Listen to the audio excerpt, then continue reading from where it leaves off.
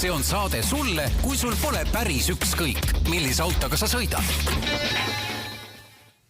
Tere kuulajad, Autotund eetris, stuudios Tarmo Tähepõld, Martin Mets Geeniuse uudiste portaalist ja loomulikult on tänase saate põhiteemaks automaks. Me tahtsime küll saada siia tänasesse saatesse ka mõnda rahvaesindajat, et tuleks räägiks seda asja lahti, aga ilmselt on aeg ikkagi nii halb ja nii kiired ajad on praegu, et ei õnnestunud kellelgi tulla. Aga siis me peame selle teema katmisega suutma ise toime tulema. Jah, aga enne seda, et ausalt ütles vaatasin, käisin ruttu uudised läbi, et ega ju pärast seda koalitsioonileppe sõlmimist ega ühtegi teist nii-öelda suurt uudist siia ei olegi. Ma küll mõtlesin ka, et mis mu eelmise nädal autoasjadest meelde jäi. Eile õhtuse seisuga ei ole ma enam ühe vana Alfa Romeo omanik. Kas on kergendus on suur? Ei ole, eks ta kurbus ole, aga nii muidugi. Läheb varuosadeks, et keegi hakkab sealt, võtab sisu omale, hakkab ühte autosse vist ümber istutama ja siis ma lõpuks tegin aga diili, et kuule, võta kogu auto, et ma lihtsalt ei viitsi hakata kuskil kalamajas seda jupitama ja mingit varuosa ladu pidama. Ja läkski diiliks eile, siis tegin Maanteametis selle või Transpordiametis selle omaniku vahetuse ära ja nii ta on. Oli lõbus seiklus. Palju sa rikkamaks said? No ütleme, et päris vanaraua hinnaga ei läinud. Oot ei tea jah, mis oleks sellise automaks olnud, et see oleks nagu huvitavalt, kas sa oleks selle liigutuse nagu ära teinud varem, et sa hoiad sellist ronti endal kuskil, mis mingil kujul nagu liigub, aga millel nagu mingi väärtus, eriti veel emotsionaalne on teistpidi nagu olemas, on ju. Mis oleks selle automaks, et mis oleks olnud selline maks, et mis oleks pannud sind seda liigutust, et selle asjaga nagu ühele poole saama, oleks pannud tegema nagu rutem. Jah, et ükskõik mis hinnaga peasi, et mul ei tuleks see maks kaela. Jah, et see sinu kaelas see auto ei oleks, et sinu registris, sinu nime taga seda masinat ei ole. Aga teine asi, mis mulle meenus, et me oleme siin viimasel ajal, ma olen 2 korda sõitnud ühe päevaga Eestis täpselt 650 kilomeetrit, nad oli +-10, et seal. Ja mõlemast korrast on mul lõpus meelde jäänud see, et täpselt mõlemad sõidud, see viimane nüüd ei olnud mul siin üldse mingi testisõit, see oli lapsega otsisime jälle tuuleveskeid Ida-Virumaal ja Jõgevamaal. Aga 10 tundi, see tihedate pausidega, sest kogu aeg jälle autost välja, jälle mingi veski, vahepeal kohv, aga jube väsinud oled lõpus. Ma lihtsalt mõtlesin seda sellega, et ma olen käinud 2 või isegi 3 korda autoga Euroopas. Ma mäletan, võib-olla see on siis selline reisiärevus või nagu kõik teed on uued. Et siin sõidad ju neid ikkagi lõpuks mingid Tallinn-Tartu maantee on kogu aeg ühesugune. Et ma olen sõitnud... Ei tea, kas see nüüd edaspidi on, aga kohe jõuame selleni.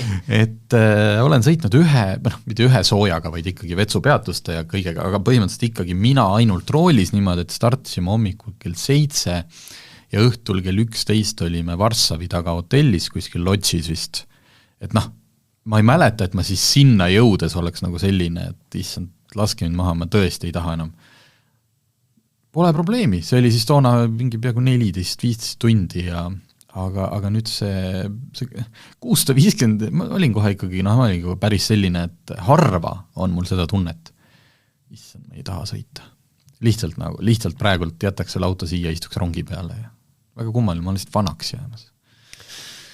Minu nädalas tegelikult väga palju ei olnud, aga võib-olla üks tähelepanek on, aga see on selles mõttes muidu nagu sinu iga-aastane tähelepanek on see, et nüüd piirkiirusi tõsteti maanteedel, mitte igal pool, aga seal, kus sai, on 110 ja kuskil mis 120 ka. Eks? Jah. No see on see muutuv märkidega seal see uuel Tallinna-Tartu lõigul, et... Jah, aga mis ma tegelikult tahtsin rääkida on see, et kui poes parklas vaatad, siis ikkagi väga paljudel autodel on praegu ka +15-ga on kenasti naelrefid all. Et eks see on alati, et sügisel on kiire ja kevadel on aega küll ja küll. Vot, ma ei tea, kas... Ma ikkagi paneks siia ühe auto uudise veel ette, et saaks natukene nalja enne, kui me hakkame rääkima automaksust, mis ei ole naljakas, siis BMW näitas siin eelmine aasta hiidmaasturit nimega XM, millega nad tähistasid ühtlasi M-osakonna juubelit. Kas see oli see masin, mida võeti vastu rõõmuhõigetega. Rõõmuhõigetega, täiselektriline, hiigelsuur, tohutu ninaga, hirmraske, megavõimas, ühesõnaga täpselt selline nagu üks päris M-divisjoni auto olema ei peaks. Sellega on siin nüüd hiljuti juba päris paljud ajakirjanikud sõita saanud, Eestis loomulikult veel mitte, ma ei tea, kas seda üldse Eestisse niimoodi proovisõiduks antakse, aga juba esitles BMW sellest eriversiooni, veel võimsamad, veel erilisemad mudelid Label Red, ärge sassi ajage, mitte Red Label nagu see viski, vaid Label Red. Ja selline asjalik kuulaja võtab nüüd lahti oma telefoni või kui ta istub arvuti ees, muidugi mitte, kui te roolis olete, siis tehke seda hiljem. Guugeldage BMW XM Label Red ja siis saate aru, miks see asi on naljakas. Ja taaskord tuleb lihtsalt küsida, et kas BMW disainerid, disaini ja turundusosakond trollib kogu automaailma või nad teevad asju ainult silmas pidades Hiina turgu. Või ainult Hiina ja mingi, ma ei kujuta ette, mingi Texas America meest, kes muidugi jällegi ei osta ju elektriautot. See on võetud see auto, mille disain on nagunii vastuoluline, eriti just see hiiglaslik ninana. Ja see musta värvi ja tal on peale tõmmatud punased aktsentriibud ümber aknaraamide ja ümber selle iluvõre. Mis tähendab seda või radiaatori võre juhul, kui seal oleks radiaator, mille kohta nagu selline irvhambad või et see on see, et nagu BMW tahaks nagu öelda, vabandust, kas te ikkagi panite tähele, kui suured selle auto iluvõre on, kui suur ava seal ees on, et te ei olegi tähele pannud. Terve karu mahub sisse põhimõtteliselt. Me nüüd rõhutasime seda, mis tähendab seda, et see auto näeb välja, kui ta ennem nägi välja, vabandust, nagu siga, siis nüüd see ongi kärss sellepärast, et nendel neerudel on ümber punane joon ja keset seda suurt, hiigelsuurt musta autot laiutabki lihtsalt üks punane kärss. Ja kui mingid autoajakirjanikud, keda ma siin olen jälginud, on mingi hetk ikkagi üritanud hakata seda disaini lahkama, okei, saime esimest šokist üle, kas see ei ole päris M-auto, see selleks, aga hakkame siis nagu otsast minema, et siin on päris huvitav lahendus, kõik siis see esmapilgud, mis ma täna olen oma Instagrami postitus näinud, kõigil on ikkagi selline, et mis asi see on ja miks te seda teete. Et ma ei lihtsalt vaadake, lõbustage ennast ja ootame huviga, et millega BMW järgmiseks lagedale tuleb. Eile me just ühtede kolleegidega, sõpradega jälle vahetasime kuulutusi, jälle keegi ütles see ja siis vaidlesime, kas on hea ja mulle meeldis, et mulle tegelikult 2 BMW-d, mis on ka väga erilise disainiga ja ei peaks tegelikult meeldima, on i3 ja i8 on minu ühed lemmik tänapäevase disainiga BMW-d ja mitte sellepärast, et nad on elektriautod, et ma tahaks neid endale, vaid lihtsalt sellepärast, et seal on ka mindud nagu täiesti teist teed. Täiesti lähme nagu all in ja teeme mingi absoluutselt teistsuguse auto. Ja see on nagu lahe. Kuigi sa võid vaadata, see i3 on imelik, nagu köötsakas, mis asi see on. Aga see on lahe. Aga see XM ei ole. Võt, selline auto-uudis siia vahele.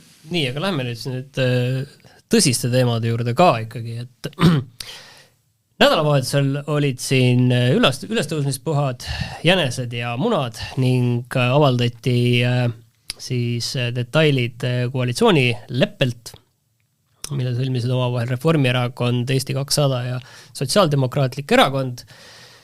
Ja üllatusena kõigi muude maksutõusude ja maksumuudatuste kõrval oli seal ka automaks. Mäletan, et mina ütlesin selle kohta, et Reformierakond seda küll ei tee siin mõningad saated tagasi, aga mis tunded sind valdasid? Mitte sina ei öelnud Reformierakond seda küll ei tee, vaid Reformierakond ütles seda ka ise veel veebruarikuus, kui me tegime Autolehe ja Autogeeniuse 9 küsimust, saatsimegi parteidele konkreetsed sellised, mis saab maanteedest, mis saab teehoolduskuludest, kas hakkame, ma ei tea, mis meil seal veel olid, ja üks oli väga konkreetne otse, kas on plaanis kehtestada automaks. ja Reformierakond küll ei olnud, sotsid rääkisid seal midagi, umbes, et võib-olla kohalik omavalitsus natuke ummikumaks, mis oleks kohaliku omavalitsuse haldusalas, ehk siis kohalik omavalitsus saab ise nagu enda, ma ei tea, ütleme Tallinna linnas, siis Tallinna linn saaks vaadata, et et meil mingi ristmik või mingi piirkond kuidagi jookseb nagu väga kokku, et seal siis mingit maksu kehtestada. Ja ainuke oli Eesti 200, kes vastas niimoodi, et meil pole vaja maksu pärast, vaid vaja luua toimiv lahendus taristu ülepidamiseks. Ühesõnaga, et automaksu tuleks kehtestada nii, et inimesel on ka reaalselt võimalik teisi valikuid teha. Nii, taristu ülevalpidamiseks, see on nagu huvitav, et siis kas meil jutt käib nagu teekasutusmaksust või mingist, ütleme, et kas või üldisest automaksust, siis nüüd, kui seal koalitsioonileppes on tegelikult automaksu kohta täpselt üks lause, väga lühike, kehtestame alates 1. juulist 2024 automaksu.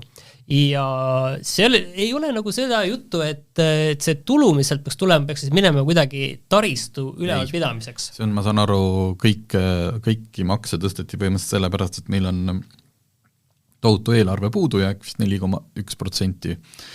Ja meil on vaja kaitsekulutusi tõsta 3% peale, ühesõnaga lihtsalt augud on nii suured, et neid on vaja lappida ja mitte teeauke, vaid eelarveauke. Rääkides korra nendest teeaukudest, siis tegelikult seal oli ka üks lause kirjas, siis, mille kohta me küsisime ka enne valimisi, et mis siis on erakondade arvamus sellest 2+2 põhimaanteedest Narva, Tartu ja Pärnu Tallinnast.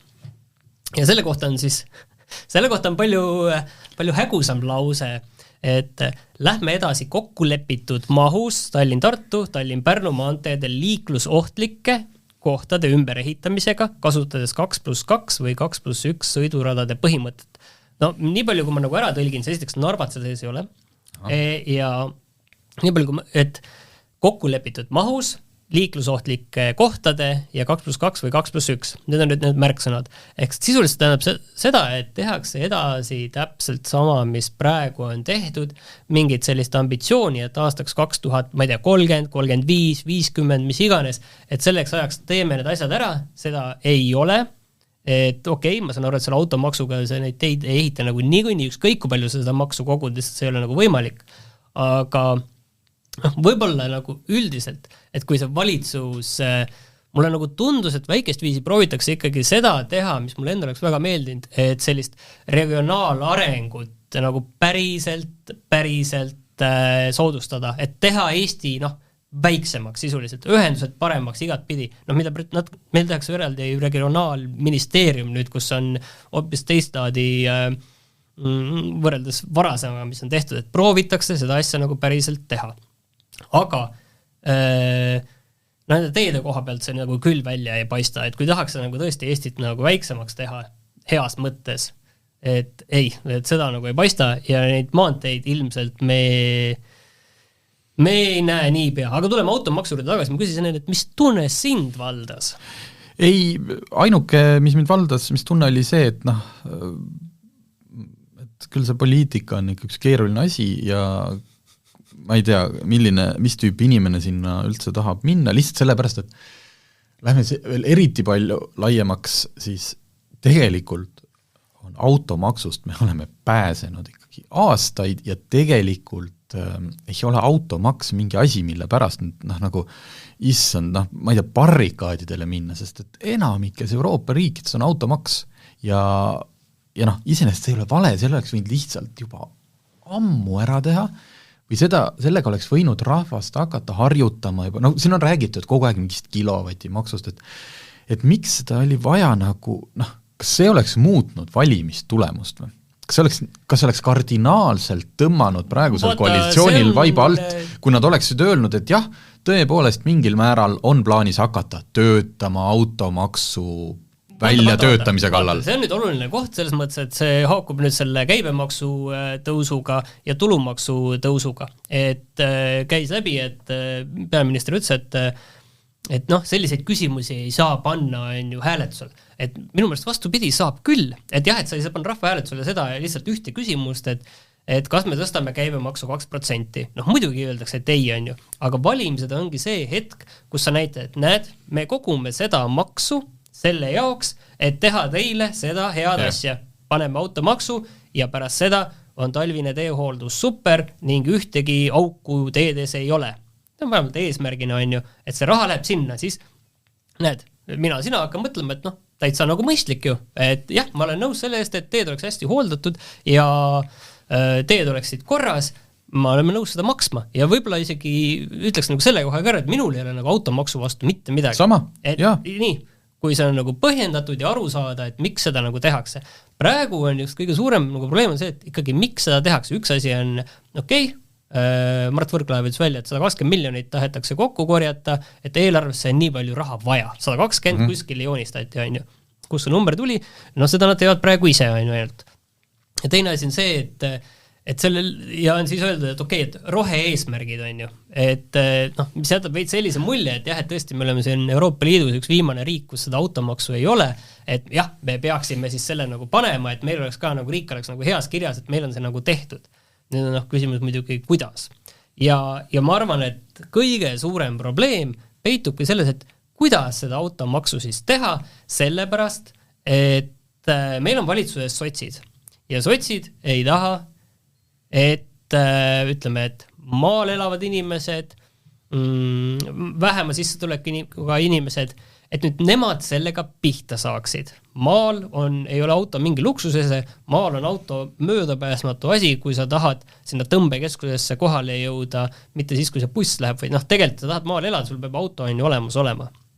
Et need on küsimus, kuidas seda maksu ikkagi teha, sest siiani ei ole selle kohta täpseid selgitusi öeldud, on öeldud, et võib-olla CO2 komponent on seal sees, lihtsalt komponent, et sellest kilovatipõhisest maksust praegu ei ole räägitud, siis on veel erinevaid variante, näiteks Prantsusmaal on tühimassipõhine. Prantslased tahtsid seda, et lihtsalt ei ostetaks neid suuri linnamaastureid ja kui ma ei eksi, siis seal oli niiviisi, et auto ostul alates 1800 kilogrammist, iga kilogramm, mis on üle 10 euri, et sisuliselt kui sa ostad 1900 kilo kaaluva tühimassiga auto, sa maksad 1000 eurot sellele peale, et lihtsalt linnas need autod oleksid väiksemad ja võtaksid vähem ruumi, on ju. Ja seal oli täiesti ka olemas, et kui sul on suurem pere, et siis sa saad võid osta suurem auto nii, et seda ei maksustata, et see ei ole nüüd päris nii, et 4-lapselised pered peavad ennast kuskile Citroen C ühte toppima lihtsalt sellepärast, et muidu on maks nii kõrge. Aga Eestis jah, kui me nüüd, siin on nüüd mitu päeva, siis erinevad inimesed, kaasa arvatud meie, üritanud siis hakata välja töötama, et kuidas see maks võiks tulla, sellepärast, et valitsus ise seda ka ei tea. Nad on öelnud, et me hakkame seda disainima. Ja ainus asi, mis meil tegelikult on see 120 miljonit. Eestis on natuke üle 600 000 sõitva auto registris, saame jagamistehte, saame väga uhke 200 eurot, mis on hea ümmargune summa. Mul on tunne, et 120 miljonit on nagu sealt tulnud, et me oleme kokku leppinud, et me teeme automaksu keskmiselt 200 eurot auto kohta, et see on kuskile on lihtsalt öeldud, et see on nagu paras, me paneme 120 milli, kuidas me seda teeme, seda me veel ei tea. Aga nüüd ongi küsimus, kuidas sa tegelikult teed seda. Ütleme, mängime korra seda. Et kui me teeme selle CO2 põhiselt, siis meil on ühtepidi nagu lihtne, et igal autol on passis kirjas CO2, mida kõrgem number see on, seda rohkem maksad. Nüüd me jõuame sinna, et sotsid ja vähem kindlustatud inimesed, neil on ilmselt vanem ja saastavam auto ning nad maksavad rohkem. Siis on meil elektriautod, mis ei maksa eriti midagi, kuigi, tõsi, meil on tegemist automaksuga. Ilmselt lähevad need elektriautod kokkuvõttes ka selle maksu alla täitsa korralikult. Ja siis meil on pistikhübriidid, millel on passis üks number ja reaalsuses on teine number, mis seal tagant see tõenäoliselt lähiaastatel muutub see pistikhübriidide mõõtetulemuste arvutamine muutub, nii et need 1-liitrised kütusekulud kaovad sealt ametlikest andmetest peagi. Jah, see CO2 on see, et meil on autode keskmine vanus ligi 15 aastat, eelmine aasta ülevaatusel käinud autode keskmine vanus oli 15 aastat, mis tähendab seda, et kui see on keskmine, siis seal on palju, seal on ilmselt autosid, mille puhul seda CO2 ei olegi sul ei ole seda kuskilt neid andmeid võtta või need ei loe enam, sest et võib-olla on see mootor nii et seal tuleb kas siis panna mingi fiks, aga Fiksi all siis sa mõtled ilmselt siis seda, et kõik... ütleme, et autod, mis on toodetud enne aastat 2000, just, et neil on... tahtsin pakkuda isegi 2010, et nendel on mingi fikseeritud maks, mis on natukene väiksem, ütleme, et seda võib siis põhjendada sellega, et tegemist on taaskasutusega, vanu asju endiselt kasutatakse ja selle asemel ei osteta uut autot. Mina ei ole siiamaani aru saanud, et miks ei saaks või miks ei ole kunagi edasi mindud selle sama kilovati põhise maksustamisega, mis tegelikult see on probleem. See on väga lihtne probleem, et kuhu lüüa see vai, jah, tegelikult. Selles mõttes, et ühtepidi on väga lihtne. Kilovati põhine, see ju määrab ka seda, et mida suuremad kilovatid, seda rohkem sa saastad. Absoluutselt, see ongi, et kilovatt on kaudselt ka rohemaks. Kas sa sõidad mingi päris võimsa autoga, aga sõidad ökorežiimis sellepärast, et sa ei taha kütust raisata, on ju, niisamagi, on ju. Aga paberites on sul, ma ei tea, mis number see on. See vai tuleb ju lüüa, igal juhul vai tuleb ka CO2 puhul lüüa. Vai tuleb ka see, et kui tehakse maks, mis on siis auto vanusepõhine, ikkagi tuleb see vai, see otsus tuleb nagu nii ära teha. Aga põhimõtteliselt kilovatiga maksustaksid sa ära, see oleks nii-öelda varamaks, see oleks see rohemaks, see oleks kõik, see on luksusmaks, eks ju, see kõik on see, sest kui sa tahad sõita oma 500 hobujõulise või 1000 hobujõulise autoga, et jumala eest sõida, lihtsalt maksa kinni.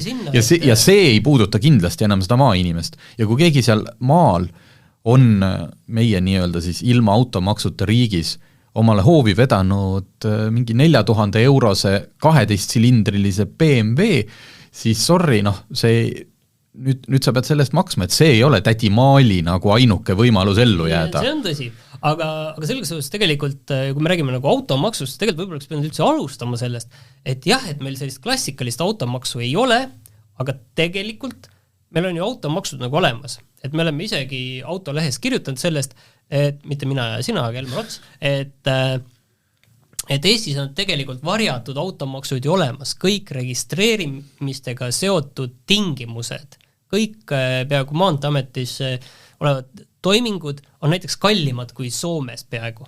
Et tähendab, peaaegu kõik on kallimad ja mõned päris palju. Auto ümber registreerimine teisele omanikule 48 eurot on ju. Et ainus asi, mis ma sain teada, et arvelt maha mõtmine ei maksa midagi. Aga, mis on võib-olla tõesti väga ökotegevus. Aga, et tegelikult on sellised maksud just seal olemas, mis on selgelt nagu, ma ei ütleks, et on nagu proportsioonis sellega, see on ikka lihtsalt mingi koht, kus Maanteeameti eelarve reale tekib tulu, on ju. Teine asi, mis väga hästi ju tegelikult auto kasutamist maksustab, on kütuseaktsiis. Väga selgelt maksad vastavalt sellele, palju sa sõidad, kui võimas sul mootor on ja nii edasi, nii edasi. Et ökomauto võtab vähem, maksab vähem aktsiisi ja elektriauto maksab vähem, elektril on ka aktsiis küljes. Tegelikult see nagu kõike ju katab juba tegelikult.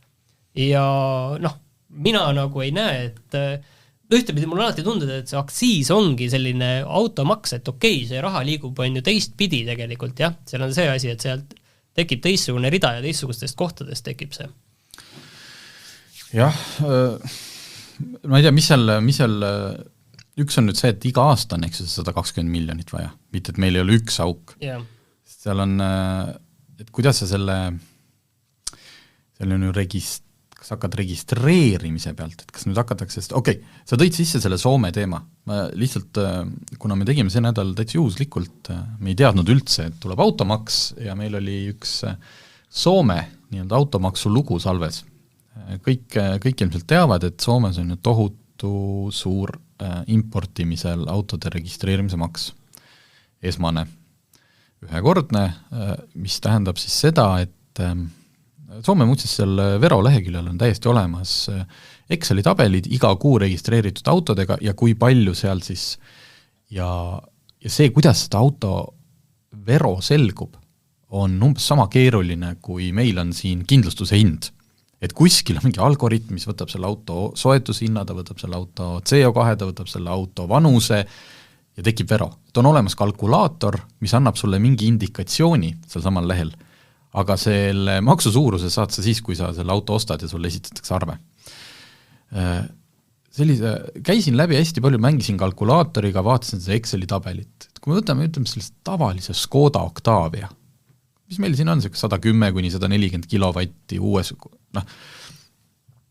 kiire pilk sinna näitas, et selle pealt registreerimisel maksad sa umbes 2-3 tuhat eurot trahvi. Mitte trahvi, vaid maksu. 10% umbes ostuhinnast.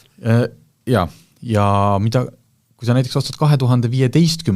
aasta BMW X5, millel on selline üle 200 kilovatine diiselmootor, siis selle vero on juba, kui see auto ise näiteks maksab 40 000, siis vero oli sealt juba 11 000. Ehk juba 25%. Ja siis otsisin kurioosumeid ja leidsin eelmisel aastal Soomes registreeritud Lamborghini Aventadori lahtise. Tõenäoliselt on tegemist siis selle kõige võimsama SVJ, Roadster ja äkki veel, sellest oli ka paar sükest mingit erimudelit, millel olid fansid kirjad või midagi sellist, mille soetushinnaks oli märgitud 980 000, mis on päris kallis Aventadori kohta. Ja selle pealt maksis õnnelik uus omanik maksu 492 000 eurot. Nii, okei. Protsent tuleb suht väike tegelikult. et seal on see registreerimismaks, aga see ei tähenda, et see on kõik, sest Soomes maksad sa ka auto pealt veel aastamaksu ja küsisin oma Soomes elavalt sõbralt, et kui palju see siis on. Ja ta ütles, et diisel, tõesti nüüd Messengeris peast, et parandage mind, kui see tegelikult on nüüd juba muutunud või on seal rohkem erisusi, aga ta ütles, et diiselmootoriga auto pealt umbes 800 kuni 1200 eurot aastas.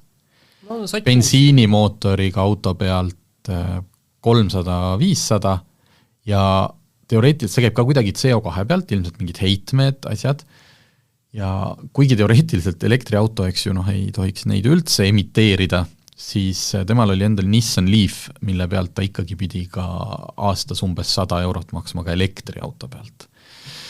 Nii et jah, sa tahad öelda, et meil on tegelikult päris hästi. Meil on veel päris hästi lihtsalt, et kui sa tõid sisse selle, et Soomes on need registreerimismaksud, nimetame neid siis riigilõivudeks meil siin, on nagu natuke madalamad, siis see nüüd ei tähenda, et Soome on see selline püha riikus, mille pealt me peaksime tohutult eeskuju võtma. Nii et selle kõrval meil, kui see riik tahab umbes 200 eurot auto pealt, Aga tuleme korra selle juurde veel tagasi, et täpselt, et küsimus tegelikult on lahtine, et mis need asjad on, mille pealt see siis tuleb, et kas see on ainult aastane maks, on seal sees registreerimistasu, või on seal veel mingi hübriid mingist teekasutustasust või mingist muust asjast, aga ma arvan, et seda viimast ei tule. Ma arvan just, et me omavahel arutsime. Tegelikult on see asi selles, et see halduskoormus, et kuidas seda halduskoormust ka nüüd ikkagi nagu suhteliselt madalaks saada kõige selle juures, et ilmselt tuleb nii registreerimismaks vastavalt jumal teab millele, on siis auto hind või pigem auto hind on keeruline võtta nagu aluseks, selles mõttes, et see on selline, see ei ole nagu ametlik asi tegelikult, mis on ju auto hind päriselt poes. Lõppkokkuvõttes on see ju müüja määrata. Aga siin on nagu üks oluline asi on see, et kui meil tuleb see käibemaksu tõus järgmise aasta 1. jaanuarist, siis tegelikult uute autode hind juba tõuseb niikuinii sellega, ilmselt nagu paratamatult. Ja siis sinna, ma ei usu, et see nagu läheb sinna sisse. Pigem ikkagi nõksta jälle tõuseb autode hind ja siis tuleb veel registreerimise hind, nii et uute autode müüja nahas nagu väga ei tahaks olla. Ja ilmselt siis tuleb mingil kujul see automaks, mis on iga aasta maksad, nagu kindlustust ja nagu kaskot ja tegelikult kui nagu lihtsalt nagu arvutada sõrmede peal, et Eestis iga aasta registreeritakse umbes 20 000 uut autot praegu, korrutad 1000-ga läbi, siis sa saad ilmselt 1000 eurot automaksu registreerimisel, siis sa saad kokku ainult ju 20 miljonit. Et tegelikult, kui nüüd ei valesti arvutanud, et tegelikult Tarmo kohe arvutab üle. Et see on lihtsalt, et ei saa numbreid pilduda, kui ei 20 miljonit. 20 miljonit, nii et puudu jääb 100 miljonit, mis tuleb ikkagi selle 600 000 auto pealt saada, mis teeb ikkagi umbes selle niiviisi 175 000. Tähendab seda, et see 175 eurot aastas, mis siis jaguneb on ju keskmiselt niiviisi. ühed maksavad ilmselt elektriautod, ilmselt maksavad, ütleme, et 50 ja siis, ma ei tea, BMW X5 maksab siis 400, umbes, et natuke piltlik näide, et kuidas see nagu päriselt tuleb, nii et see tegelikult ka maainimest ei löö. Mina ütlen, et ma nagu ei näe seda ideaalset varianti siin, mis nagu oleks niiviisi, et me ei lähe nende maainimeste kallale ja teiselt see on niiviisi, et see raha saadakse kokku, et mis see nagu ideaalne on, kuskilt tuleb nagu järgi anda. Jah, kui sa ütlesid see teekasutustasud, et lihtsalt see halduskulu ja selle, me ei pane 1,5 aastaga Tallinn-Tartu maanteele neid tolliputkasid püsti või ei tööta välja me mingid... panna, aga see läheb nii kalliks, et...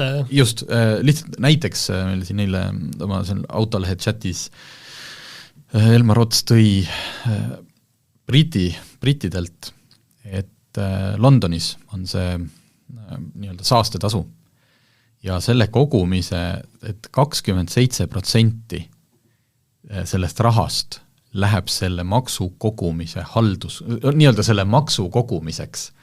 Isegi hästi, ma ütleks selle peale, et kui sa vaatad mõnda ettevõtet, kes siin mingit maksu või asja kogub või ütleme, et kes kogub annetusi ja nende annetuste kogumise haldamise tasu on tihti peale 50%. Ja siis on ju veel see Londoni kesklinnas on see ultra low emission zone, kuhu põhimõtteliselt varsti enam ilma elektriautota üldse ei võigi või siis tähendab võib, aga maksad väga palju raha, sest et need rikkad tahavad ikkagi sealt oma Lamborghinidega ju läbi sõita.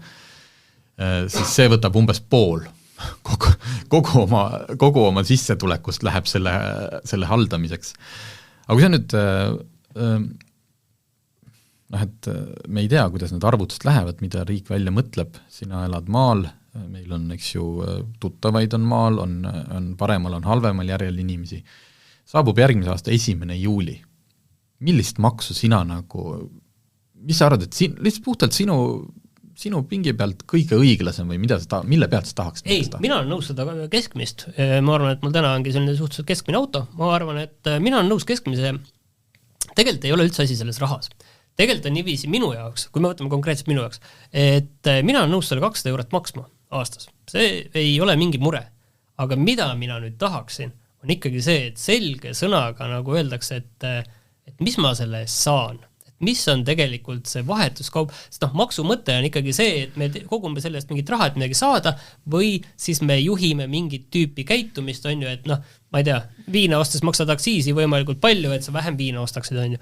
Et kas siis on lihtsalt see, et kas selle eesmärk on lihtsalt see, et Eestis igat pidi vähem autoga sõidetaks, või on siis see, et okei, et me saame 120 milli ja selle 120 milliga me teeme nüüd midagi sellist ära, et siin oleks nagu selge see visioon, et mitte, et me lihtsalt lapime mingit auku riigi eelarves ja siis 5 aasta pärast tõstame seda maksu, nii kaua kui me seal Soome maksuhindade juures oleme, et lihtsalt selle jaoks, et seda auku maksta kinni, et ma tahaks ikkagi mingit visiooni seal, et mille jaoks see on nagu hea. Ega see on ju, selles mõttes on hämmastav poliitikute poolne minu arust seekord ausus või otsekohesus, et keegi ei hakkagi rääkima siin mingitest teehoiust ja paremad valgusfoorid ja liiklusjärelevalve, teeaugud ei ole, köhatati korra, et meil on need mingid rohenõuded, eks ju, tuleks täita, et võib-olla natukene panem sinna, aga mina ei tea, väidetavalt siis saad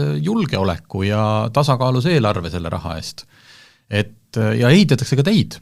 Ja kui ma nüüd olen natukene siin sarkastiline, siis Tallinnas ju ehitatakse küll, ei, ma tahtsin öelda, et selle eest ehitatakse väga suur ja laiu teid läbi Kõrvemaa ja Jussi Lagendike, mööda mida saaksid tankid sõita.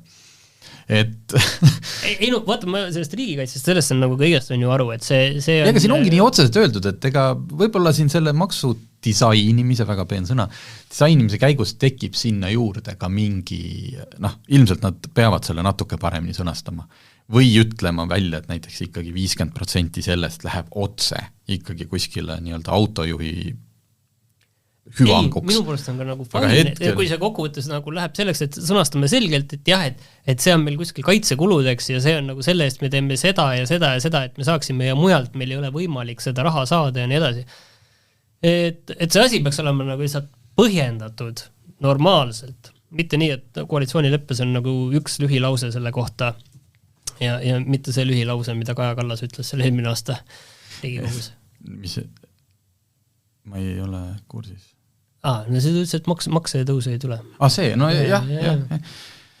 Ma ei tea, minu arust olid isegi need valimised olid lihtsalt juba ju nii kohutavalt vastikult maailmavaatelised ja lihtsalt vastanduvad kõiges, et ma jätkuvalt arvan, et kui need parteid, kes praegu siis valitsus said, oleksid ilusti ja ausalt rääkinud eelarveaukudest, rääkinud, kuidas neid lappima hakata, siis kõige selle muu ta kõrval, mis see oleks olnud lihtsalt nagu, okei, ja keegi poleks oma otsust selle pealt teinud.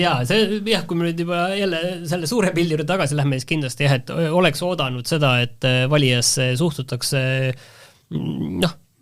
ausalt, lihtsalt, et ei alahinnata, et kui rääkida ära, et meil on see ja see asi ja me teeme selle jaoks seda ja seda ja see on vajalik, siis tõesti, et kes mõtleks siis teistpidi. Jah, loodame lihtsalt siis, et hoiame muidugi kätt pulsil ja loodame, et ühesõnaga, sest me ei pääse, aga et see tehtaks võimalikult mõistlik. Ja ma ei tea, edastame oma ideed ka siis või valitsusele? Ikka, aitame disainida. Aitame maksudisainida, et kui töögrupi... Maksudisain on muidugi, jah. Ja see on teenuse disain ja graafiline disain ja siis on nüüd, kindlasti saab ülikoolis õppida nüüd ka maksudisaini. Selline see saade oli, et ega meil siin infot on ju vähem kui mingi, mis meil 5 päeva jagu, palju me seda maksu siin ikkagi peksame. Võib-olla on järgmine nädal juba targemad. Aga aitäh, et kuulaste!